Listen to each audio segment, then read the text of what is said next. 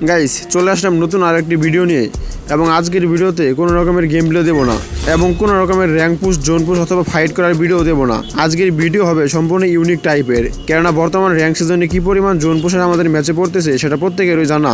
শুধু তাই নয়, 90% গ্র্যান্ড মাস্টার স্কোয়াডে একজন না একজন জোন পুশার থাকবেই, কেননা জোন পুশার থাকলে যদি বাকি 3জন প্লেয়ার শেষ হয়ে যায় তাহলে জোন পুশার সেই ম্যাচটা ইজিলি বুয়া করতে পারে। সেই সকল জোন পুশ দেখার মাধ্যমে অনেকের মনে ইচ্ছা জাগে যে তারাও জোন পুশার হবে, কিন্তু এখনও অনেক প্লেয়ার জানে না জোন পুশ করার জন্য কোন কোন ক্যারেক্টারগুলো পারফেক্ট হবে, অর্থাৎ কীরকম ক্যারেক্টার কম্বিনেশন নিয়ে গেম খেললে আপনি সহজে জোন পুশ করতে পারবেন। এবং আজকের ভিডিও মূলত তাদের জন্যই। আজকের ভিডিওতে আপনাদের এমন কয়েকটি ক্যারেক্টার কম্বিনেশন দেখিয়ে দিব যেগুলো দিয়ে জোন পুশ করলে শতভাগ ম্যাচ বুয়া করতে পারবেন। তো আর দেরি না করে চলুন তাহলে সরাসরি মেন ভিডিওতে চলে যাই। আপনাদেরকে 2 রকমের ক্যারেক্টার কম্বিনেশন দেখিয়ে দেবো। এই দুইটার মধ্যে আপনার যেটা ভালো লাগবে, আপনি যেটা স্বাচ্ছন্দ্য বোধ করেন সেটা দিয়ে জোন পুশ করতে পারবেন। এবং জোন পুশ করার জন্য সবচেয়ে সর্বজনীন ক্যারেক্টার যেটা হলো সেটা হলো ম্যাক্সিম ক্যারেক্টার। ম্যাক্সিম ক্যারেক্টার যদি না থাকে তাহলে আপনি ইজিলি মেড কিট করতে পারবেন না, এবং ম্যাক্সিম ক্যারেক্টার থাকলে আপনি সহজে মেড কিট স্পিড করতে পারবেন। এবং আপনি যদি চান অ্যাক্টিভ স্কিল ব্যবহার করতে তাহলে সহজে সেখান থেকে কে ক্যারেক্টার ব্যবহার করতে পারেন। কে ক্যারেক্টারের এবিলিটি তো সবার জানারই আছে, যেটা ইপিকে এসপিতে কনভার্ট করবে।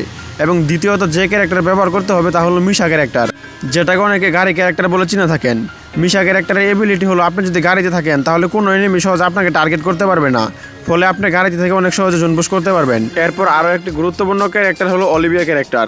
এই অলিভিয়া ক্যারেক্টার জোন পুশ করার জন্য সর্বাধিক ব্যবহৃত হয়, কারণ আপনি যখন অলিভিয়া ক্যারেক্টার ইউজ করবেন এটি ইউজ করার ফলে আপনার হিলিং স্পিড 30% বাড়িয়ে দেবে, এবং আপনার 50 মিটারের ভিতরে যদি কোনো টিমমেট থাকে তাহলে তারও হিলিং স্পিড 80% বাড়িয়ে দেবে। তাহলে বুঝতেই তো পারছেন অলিভিয়া ক্যারেক্টার জোন পুশ করার জন্য ঠিক কতটা গুরুত্বপূর্ণ। ক্যারেক্টারগুলোর পাশাপাশি আলাদা একটু সাপোর্ট নেওয়ার জন্য ব্যবহার করতে পারেন মনিপেড। মনিপেডের এবিলিটি কি তা সঠিক আমি জানি না, তবে জোন পুশ করার জন্য এটা অনেক ব্যবহৃত হয় এবং এটা অনেক গুরুত্বপূর্ণ সেটা আমি নিশ্চিত বলে দিতে পারি। দেন আলাদা ইকুইপমেন্ট হিসেবে ব্যবহার করতে পারেন মিনি ব্যাকপ্যাক। এর ফলে আপনার ব্যাগে অনেকগুলো মেড কিট রাখা যাবে, যেটা জোন পুশ করার জন্য খুবই প্রয়োজনীয়। এটা ছিল জোন পুশের সর্বপ্রথম ক্যারেক্টার কম্বিনেশন, অর্থাৎ বলতে পারেন প্রথম ক্যারেক্টার কম্বিনেশন। এবং দ্বিতীয়ত যার একটি ক্যারেক্টার কম্বিনেশন দেখাবো সেটা অনেক গুরুত্বপূর্ণ, তবে আপনার যেটা যখন ভালো মনে হয় সেটা ব্যবহার করতে পারেন। এবং দ্বিতীয় ক্যারেক্টার কম্বিনেশনের জন্য প্রথমবারের মতো ম্যাক্সিম ক্যারেক্টার থাকবেই, কেননা ম্যাক্সিম ক্যারেক্টার হলো ফ্রি ফায়ারের সর্বজনীন ক্যারেক্টার, যেটা বর্তমানে সবাই ব্যবহার করে এবং শুরু থেকে শেষ পর্যন্ত এটা ব্যবহার হয়ে আসছে। এবং এই জায়গাতে আসার মতো প্রথমবারের মতো এখানেও মিশা ক্যারেক্টার রাখতেই হবে, কেননা জোন পুশ করার জন্য গাড়ি আপনার লাগবেই, এবং গাড়ি মানে মিশা ক্যারেক্টার মানে গাড়ি। এবং দ্বিতীয়ত যে ক্যারেক্টার রাখবেন তা হলো সুজি ক্যারেক্টার। এই ক্যারেক্টারের এবিলিটি হলো আপনি যখন টোকেন ড্রপ করবেন স্বাভাবিকভাবে আপনি 200 করে টোকেন পান, কিন্তু আপনি যদি সুজি ক্যারেক্টার ব্যবহার করেন তাহলে স্বাভাবিকের তুলনায় 100 টোকেন বেশি পাবেন, অর্থাৎ 300 করে টোকেন পাবেন।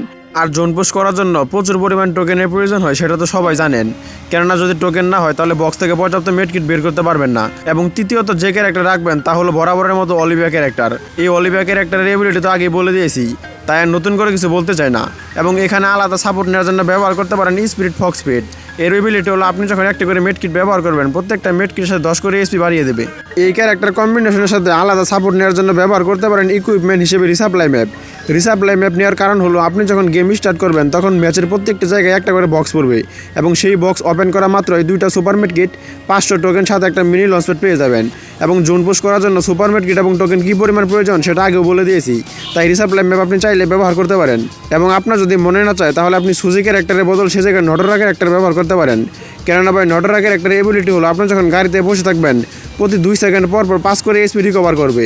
তবে হ্যাঁ, যাদের টিমমেট থাকে অর্থাৎ যারা স্কোয়াড গেম খেলেন তারা সুজি ক্যারেক্টার ব্যবহার নাই করতে পারেন, কেননা আপনি চাইলে আপনার স্কোয়াডের কাছ থেকে অনেকগুলো টোকেন নিয়ে নিতে পারবেন। কিন্তু আপনি যদি ডু অথবা সোলো খেলেন তাহলে অবশ্যই সুজি ক্যারেক্টার ব্যবহার করবেন, কেননা ভাই ডু অথবা সোলোতে একাই অনেকগুলো টোকেন কালেক্ট করা যায় না। তো এই ছিল আজকের ভিডিওর ক্যারেক্টার কম্বিনেশন। ক্যারেক্টার কম্বিনেশনগুলো আপনার কাছে কেমন লেগেছে অবশ্যই বলতে ভুলবেন না। এবং আপনি যদি এই ক্যারেক্টার কম্বিনেশন ব্যবহার করেন তাহলে আমি নিশ্চিত দিয়ে বলতে পারি 10টা ম্যাচের মধ্যে 7 থেকে 8টা ম্যাচ আপনি ভুইয়া করতে পারবেন। তবে হ্যাঁ, শুধু ক্যারেক্টারের উপর ডিপেন্ড করলে চলবে না, অবশ্যই আপনার নিজস্ব কিছু স্কিল থাকতে হবে, যেমন ধরেন মেড কিট করা টাইমিং সেন্স, এটা অবশ্যই আপনার নিজে জানা থাকতে হবে। তো গাইস, যদি আজকের ভিডিও ভালো লাগে অবশ্যই চ্যানেলটি সাবস্ক্রাইব করে দিবেন আর ভিডিওটি লাইক করতে ভুলবেন না। ধন্যবাদ।